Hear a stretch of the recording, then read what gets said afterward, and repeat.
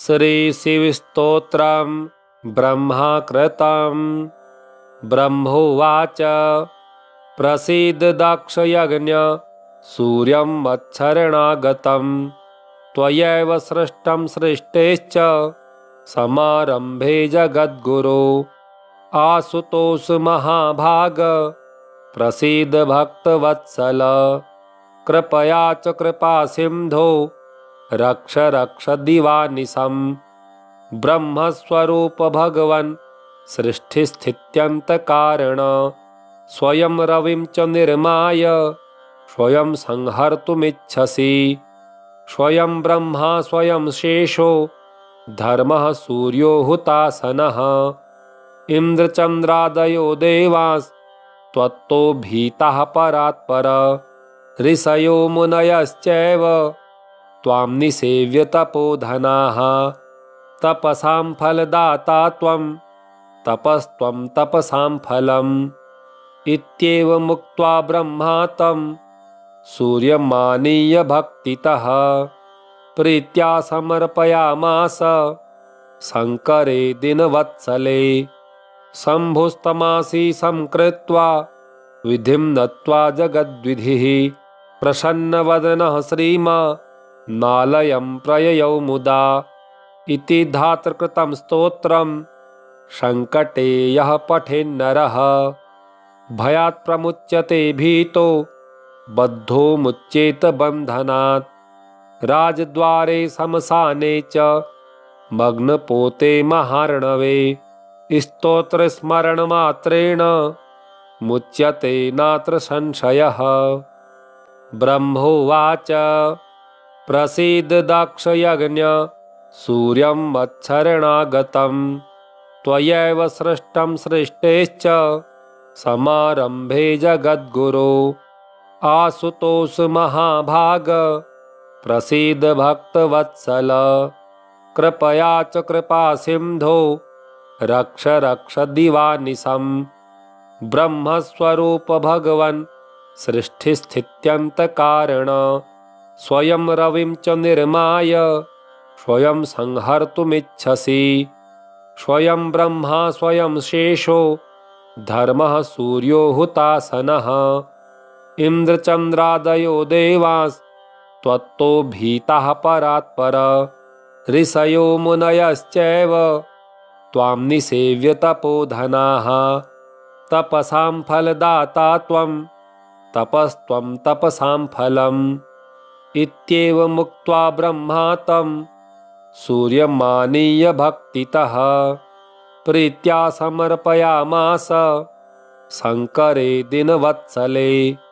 शम्भुस्तमासीसं कृत्वा विधिं नत्वा जगद्विधिः प्रसन्नवदनः श्रीमानालयं प्रययौ मुदा।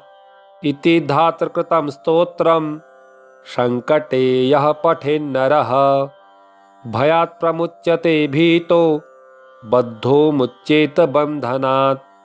राजद्वारे शमशाने च मग्नपोते महार्णवे स्तोत्रस्मरणमात्रेण मुच्यते नात्र संशयः।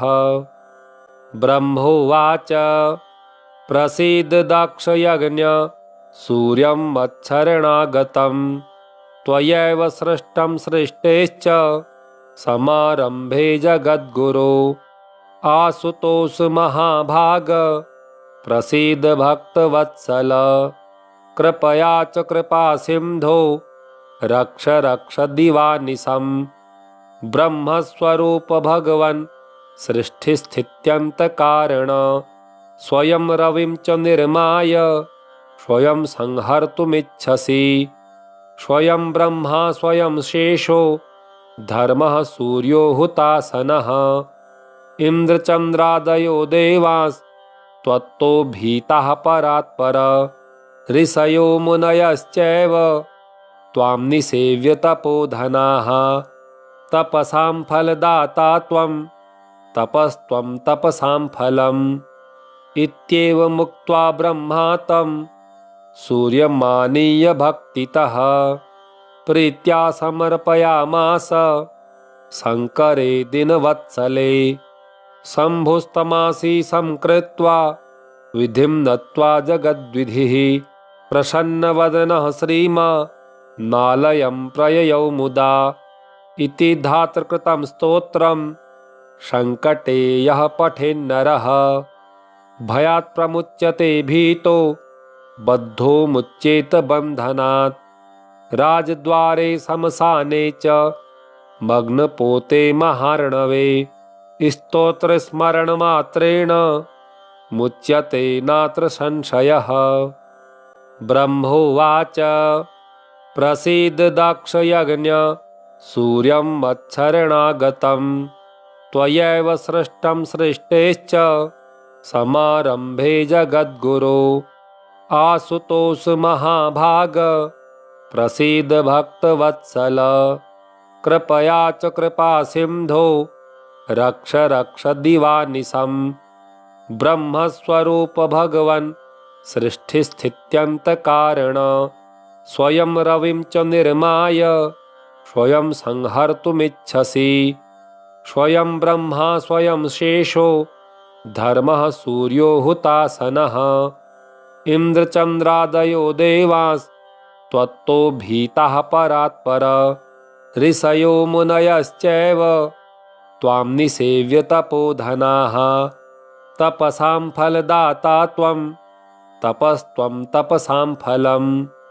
इत्येवमुक्त्वा ब्रह्मा तं सूर्यमानीय भक्तितः प्रीत्या समर्पयामास शङ्करे दिनवत्सले शम्भुस्तमासि संकृत्वा विधिं नत्वा जगद्विधिः प्रसन्नवदनः श्रीमानालयं प्रययौ मुदा इति धातृकृतं स्तोत्रं संकटे यः पठेन्नरः भयात् प्रमुच्यते भीतो बद्धो मुच्येत बन्धनात् राजद्वारे शमशाने च मग्नपोते महार्णवे स्तोत्रस्मरणमात्रेण मुच्यते नात्र संशयः।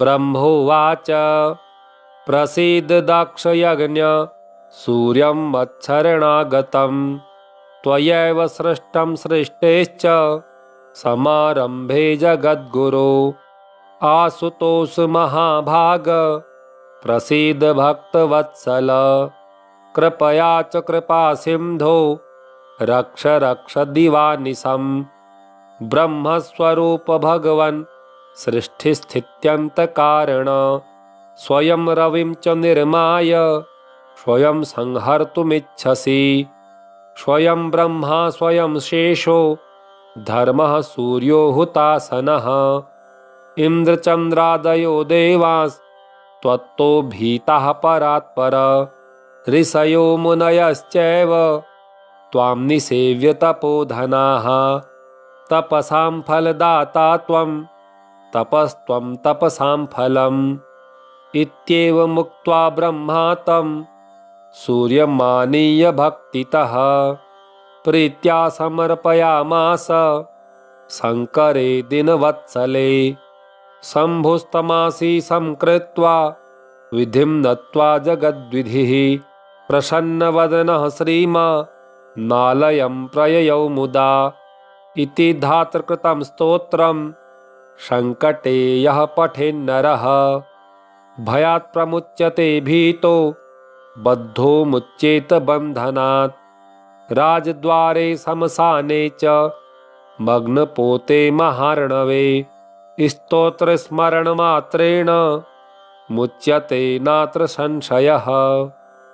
ब्रह्मोवाच प्रसीद दक्षयज्ञ सूर्यं मत्सरणागतं त्वयैव सृष्टं सृष्टेश्च समारम्भे जगद्गुरो आशुतोष महाभाग प्रसीद भक्तवत्सल कृपया च कृपा सिन्धो रक्ष रक्ष दिवानिशम् ब्रह्मस्वरूप भगवन् सृष्टिस्थित्यन्तकारण स्वयं रविं च निर्माय स्वयं संहर्तुमिच्छसि स्वयं ब्रह्मा स्वयं शेषो धर्मः सूर्यो हुतासनः इन्द्रचन्द्रादयो देवास्त्वत्तो भीताः परात्पर ऋषयो मुनयश्चैव त्वां निसेव्य तपोधनाः तपसां फलदाता त्वं तपस्त्वं तपसां फलम्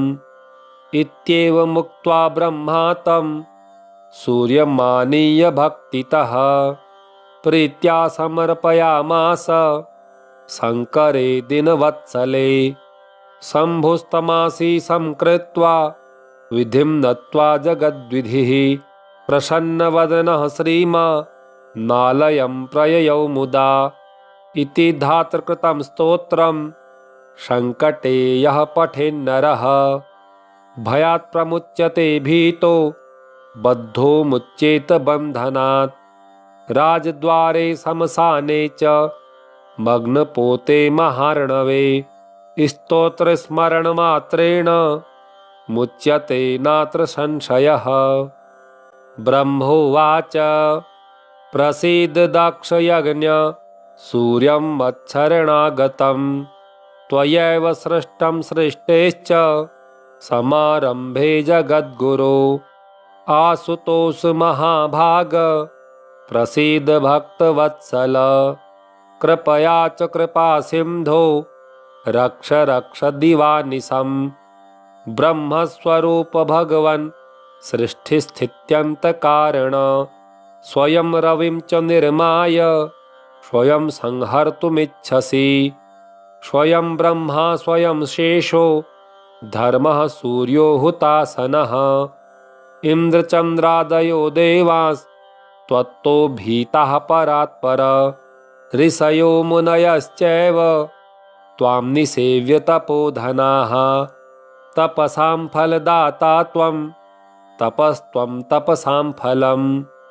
इत्येवमुक्त्वा ब्रह्मा तं सूर्यमानीय भक्तितः प्रीत्या समर्पयामास शङ्करे दिनवत्सले शम्भुस्तमासी संकृत्वा विधिं नत्वा जगद्विधिः प्रसन्नवदनः श्रीमानालयं प्रययौ मुदा इति धातृकृतं स्तोत्रं सङ्कटे यः पठेन्नरः भयात् प्रमुच्यते भीतो बद्धो मुच्येत बन्धनात् राजद्वारे शमशाने च मग्नपोते महार्णवे स्तोत्रस्मरणमात्रेण मुच्यते नात्र संशयः। ब्रह्मोवाच प्रसीद दक्षयज्ञ सूर्यं मत्सरणागतं त्वयैव सृष्टं सृष्टेश्च समारम्भे जगद्गुरो आशुतोष महाभाग प्रसीद भक्तवत्सल कृपया च कृपा सिन्धो रक्ष रक्ष दिवानिशम् ब्रह्मस्वरूप भगवन् सृष्टिस्थित्यन्तकारण स्वयं रविं च निर्माय स्वयं संहर्तुमिच्छसि स्वयं ब्रह्मा स्वयं शेषो धर्मः सूर्यो हुतासनः इन्द्रचन्द्रादयो देवास्त्वत्तो भीताः परात्पर ऋषयो मुनयश्चैव त्वां निसेव्य तपोधनाः तपसां फलदाता त्वं तपस्त्वं तपसां फलम् इत्येवमुक्त्वा ब्रह्मा तं सूर्यमानीय भक्तितः प्रीत्या समर्पयामास शङ्करे दिनवत्सले शम्भुस्तमासी संकृत्वा विधिं नत्वा जगद्विधिः प्रसन्नवदनः श्रीमानालयं प्रययौ मुदा इति धातृकृतं स्तोत्रं सङ्कटे यः पठेन्नरः भयात् प्रमुच्यते भीतो बद्धो मुच्येत बन्धनात् राजद्वारे शमशाने च मग्नपोते महार्णवे स्तोत्रस्मरणमात्रेण मुच्यते नात्र संशयः। ब्रह्मोवाच प्रसीद दक्षयज्ञ सूर्यं मत्सरणागतं त्वयैव सृष्टं सृष्टेश्च समारम्भे जगद्गुरो आशुतोष महाभाग प्रसीद भक्तवत्सल कृपया च कृपा सिंधो रक्ष रक्ष दिवानिशं ब्रह्मस्वरूप भगवन् सृष्टिस्थित्यन्त कारण स्वयं रविं च निर्माय स्वयं संहर्तुमिच्छसि स्वयं ब्रह्मा स्वयं शेषो धर्मः सूर्यो हुतासनः इन्द्रचन्द्रादयो देवांस् त्वत्तो भीताः परात्पर ऋषयो मुनयश्चैव त्वां निसेव्य तपोधनाः तपसां फलदाता त्वं तपस्त्वं तपसां फलम् इत्येवमुक्त्वा ब्रह्मा तं सूर्यमानीय भक्तितः प्रीत्या समर्पयामास शङ्करे दिनवत्सले शम्भुस्तमासि संकृत्वा विधिं नत्वा जगद्विधिः प्रसन्नवदनः श्रीमानालयं प्रययौ मुदा इति धातृकृतं स्तोत्रं सङ्कटे यः पठेन्नरः भयात् प्रमुच्यते भीतो बद्धो मुच्येत बन्धनात् राजद्वारे शमशाने च मग्नपोते महार्णवे स्तोत्रस्मरणमात्रेण मुच्यते नात्र संशयः। ब्रह्मोवाच प्रसीद दक्षयज्ञ सूर्यं मत्सरणागतं त्वयैव सृष्टं सृष्टेश्च समारम्भे जगद्गुरो आशुतोष महाभाग प्रसीद भक्तवत्सल कृपया च कृपा सिंधो रक्ष रक्ष दिवानिशं ब्रह्मस्वरूप भगवन् सृष्टिस्थित्यन्त कारण स्वयं रविं च निर्माय स्वयं संहर्तुमिच्छसि स्वयं ब्रह्मा स्वयं शेषो धर्मः सूर्यो हुतासनः इन्द्रचन्द्रादयो देवांस् त्वत्तो भीताः परात्पर ऋषयो मुनयश्चैव त्वां निसेव्य तपोधनाः तपसां फलदाता त्वं तपस्त्वं तपसां फलम् इत्येवमुक्त्वा ब्रह्मा तं सूर्यमानीय भक्तितः प्रीत्या समर्पयामास शङ्करे दिनवत्सले शम्भुस्तमासि संकृत्वा विधिं नत्वा जगद्विधिः प्रसन्नवदनः श्रीमानालयं प्रययौ मुदा इति धातृकृतं स्तोत्रं सङ्कटे यः पठेन्नरः भयात् प्रमुच्यते भीतो बद्धो मुच्येत बन्धनात् राजद्वारे शमशाने च मग्नपोते महार्णवे स्तोत्रस्मरणमात्रेण मुच्यते नात्र संशयः। ब्रह्मोवाच प्रसीद दक्षयज्ञ सूर्यं मत्सरणागतं त्वयैव सृष्टं सृष्टेश्च समारम्भे जगद्गुरो आशुतोष महाभाग प्रसीद भक्तवत्सल कृपया च कृपा सिंधो रक्ष रक्ष दिवानिशं ब्रह्मस्वरूप भगवन् सृष्टिस्थित्यन्त कारण स्वयं रविं च निर्माय स्वयं संहर्तुमिच्छसि स्वयं ब्रह्मा स्वयं शेषो धर्मः सूर्यो हुतासनः इन्द्रचन्द्रादयो देवांस् त्वत्तो भीताः परात्पर ऋषयो मुनयश्चैव त्वां निसेव्य तपोधनाः तपसां फलदाता त्वं तपस्त्वं तपसां फलम् इत्येवमुक्त्वा ब्रह्मा तं सूर्यमानीय भक्तितः प्रीत्या समर्पयामास शङ्करे दिनवत्सले शम्भुस्तमासि संकृत्वा विधिं नत्वा जगद्विधिः प्रसन्नवदनः श्रीमानालयं प्रययौ मुदा इति धातृकृतं स्तोत्रं सङ्कटे यः पठेन्नरः भयात् प्रमुच्यते भीतो बद्धो मुच्येत बन्धनात् राजद्वारे समसाने च मग्नपोते महार्णवे स्तोत्रस्मरणमात्रेण मुच्यते नात्र संशयः। इति श्री ब्रह्मवैवर्ते महापुराणे श्रीकृष्णजन्मखण्डे ब्रह्माकृतं शिवस्तोत्रम् श्रीशिवार्पणमस्तु। ओम श्री शाम्ब सदाशिवाय नमः।